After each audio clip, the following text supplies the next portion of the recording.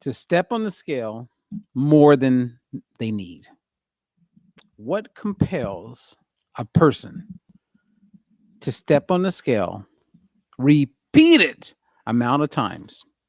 I would love to hear your reasoning for stepping on the scale like more than once in one day, more than 2 times during the week. What compels a person to step on the scale repeatedly? Well, number one, here's the positive. I have people step on the scale. That's one of the markers that we look at, but we only need that once a week. I understand that the scale weight is made up of more than just fat. It's muscle, bones, water. So I get it, right? And so it does help if you're not just looking at the weight on the scale, but you're also looking at your body fat percentage, because you may drop, let's say, 3 pounds of fat, but increase your mass, meaning like, muscle mass. Maybe you got more water like in the body, right? If that all goes up, but the fat weight goes down, it's nice to be able to quickly look at your body fat percentage and focus on that. And most people have a very difficult time understanding that and getting their mind to shift. I totally get that. But when you're in this space that I'm in and you're helping people with their weight and their health, monitoring body fat percentage can make your day instead of just focusing on the weight on the scale, which can break your day, if you know what I mean. And that's not a good thing. But I want to bring clarity to the 2 reasons why I believe people step on the scale when it's not necessary.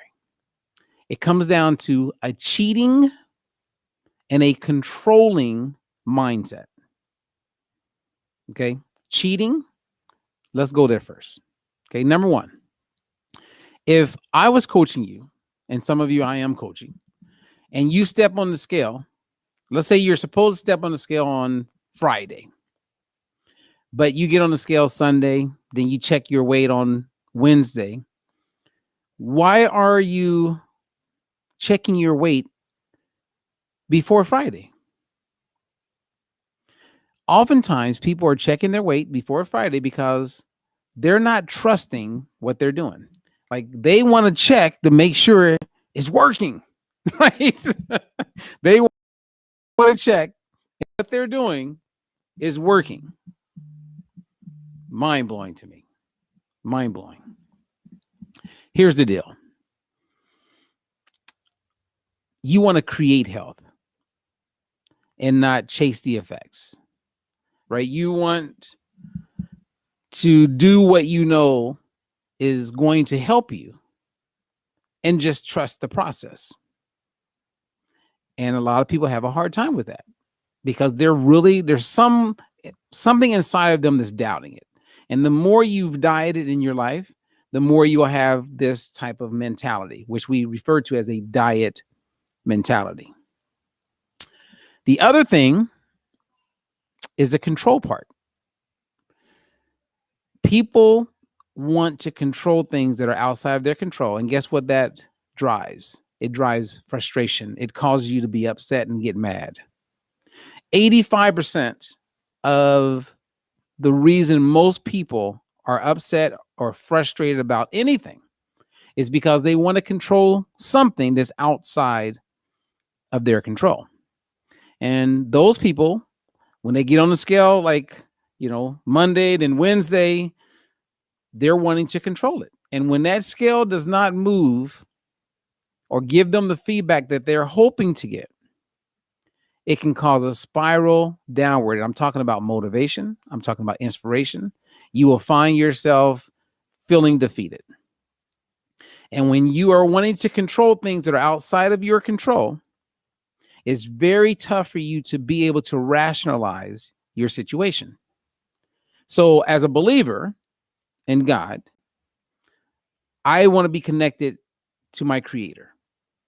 And whenever I'm connected to my Creator, I heard this from Tim's story. It was very powerful. So shout out to Tim's story. Then I can be creative. I can rationalize. I can strategize. I can make something work. But if I'm wanting to control something out of my control, then you're upset and you're not connected to the creator. That's why you're out of control. That's why you're feeling frustrated. That's why you can't see the opportunities in front of you. So what can you do about it? Well, number one, anytime you find yourself frustrated or upset, ask yourself, what am I wanting to control that is out of my control? You see this with like a lot of parents and their kids. The kid goes right and they really want the kid to go left, and they're bothered by it because they want to control that situation. Well, the way you deal with that is you accept the reality or the unwanted reality that's out of your control. And when you accept, that doesn't mean that you're condoning whatever they're doing. That doesn't mean that, you know what I mean? Like, let's remove the moral part of it. Acceptance is just accepting the reality or unwanted reality for what it is. And many people are not able to lose that weight and improve their health because they get so fixated on that scale.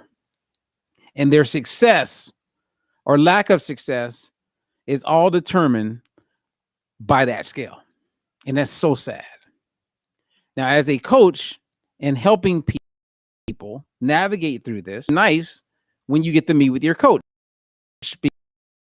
because I'm helping that person understand why things are the way they are. And that gives a sense of hurt. It provides clarity.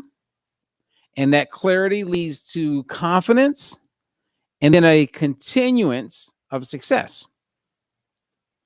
But if you don't know what I know in this realm, then yes, it's very difficult. You can find yourself emotionally all over the place, and that's not a good thing. So, what's up, Ruth? How you feeling over there?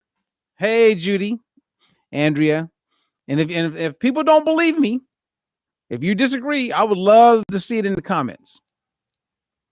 I've been doing this for a long time, and I know that doesn't mean a whole bunch to a lot of people, but doing this for a long time, it has definitely put me in a position where I can help people not fall prey to the diet mentality that blocks so many people from being able to see it through. People give up on themselves. They start looking for reasons to give up. And I go, well, okay, let's say you give up. Stop. Then what? Then what? I saw someone the other day, they did a post and they were saying, well, I don't really need to be looking all that fit. Well, they've given up. Of course they can say that. It's okay to want to be more fit or have a flat midsection. But to get there, sometimes it requires an exchange of avoiding certain foods. And because it's an exchange, I avoid and do the work, then I get the reward. Come on, talk to me now. Amen. And I'm drinking my water. Someone gave me this. Nice. So there you go. Okay, so now I got to go back to work. I've been wanting to do a live, get on here and share some information with you. We are working our butt off in getting this new TV show called The Healthy Truth. And it's coming together really well. And I'm very thankful that I have some friends who have, saw what I was doing and they've reached out to me. And one is sitting right over here, Mr. Brett Sweat. He's been with me for many, many years. And thank you, Brad. I appreciate you. So it's time for creative time. And if you live in Ventura, California, anywhere in the county nearby, and you would like to be a part of something that's going to be amazing, I could use some help. Reach out to me. Come on by. Stop by.